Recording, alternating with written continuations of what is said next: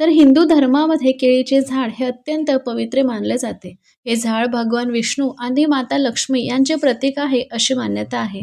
आणि म्हणूनच काय तर शुभ कार्यामध्ये याचा उपयोग सुद्धा केला जातो. फक्त शुभ कार्यामध्येच नाही तर लग्न, पूजा, सत्यनारायण, गृहप्रवेश या सर्वांच्या वेळी केळीच्या झाडाचा वापर केला जातो. प्रसाद म्हणून सुद्धा केळीचा उपयोग केला जातो. कारण भगवान विष्णू आणि माता लक्ष्मी यांचे प्रत्यक्ष प्रतीक म्हणजेच केळीचे झाड होय. केळीच्या झाडाविषयी अशा काही श्रद्धा आहेत की केळीच्या झाडामध्ये देवतांचा वास असतो.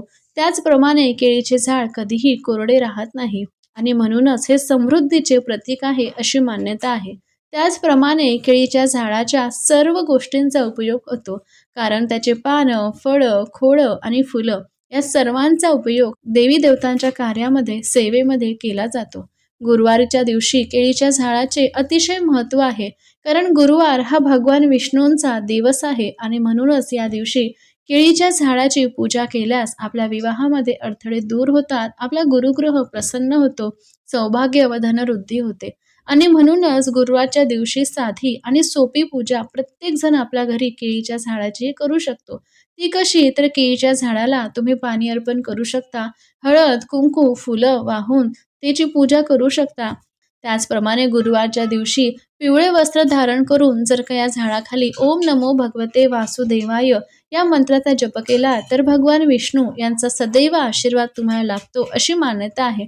त्याचप्रमाणे केळीच्या झाडामध्ये माता लक्ष्मीचा सुद्धा वास असतो आणि असं म्हणतात की घराजवळ जर का केळीचे झाड असेल तर त्या घरामध्ये आर्थिक स्थैर्य वाढतं अशी श्रद्धा आहे. त्याचप्रमाणे केळीचे सुद्धा एक आध्यात्मिक महत्त्व आहे, ते म्हणजे केळी ही सात्विक फळ आहे. देवी देवतांना नैवेद्यासाठी योग्य आणि आपल्या आयुष्याची पूर्णता आणि संतुलन दाखवणारं असं हे फळ आहे. आणि म्हणूनच या केळीच्या झाडाविषयी या सर्व श्रद्धा सर्व लोक पाळतात आणि म्हणूनच केळीचे झाड कापणे सुद्धा अशुभ आहे अशी मान्यता आहे. आणि केळीचे झाड जर का तुम्हाला तुमच्या घरामध्ये लावायचे असेल तर कुठे तर आपल्या घराच्या उत्तर किंवा ईशान्य दिशेला नक्की लावावे. अमावस्या आणि पौर्णिमा त्याचप्रमाणे गुरुवारला केळीच्या झाडाची पूजा करणे अतिशय शुभ मानले जाते. असं म्हणतात की जिथे केळीचे झाड आहे तिथे विष्णू कृपा आहे, तिथे श्रीहरी विष्णू आणि माता लक्ष्मीचा अखंड वास आहे. तुमच्याही घरी हे केळीचे झाड आहे का? असल्यास कमेंटमध्ये नक्की सांगा. आणि अशाच माहितीपूर्ण व्हिडिओसाठी चॅनलला लाईक आणि सबस्क्राईब करा. धन्यवाद.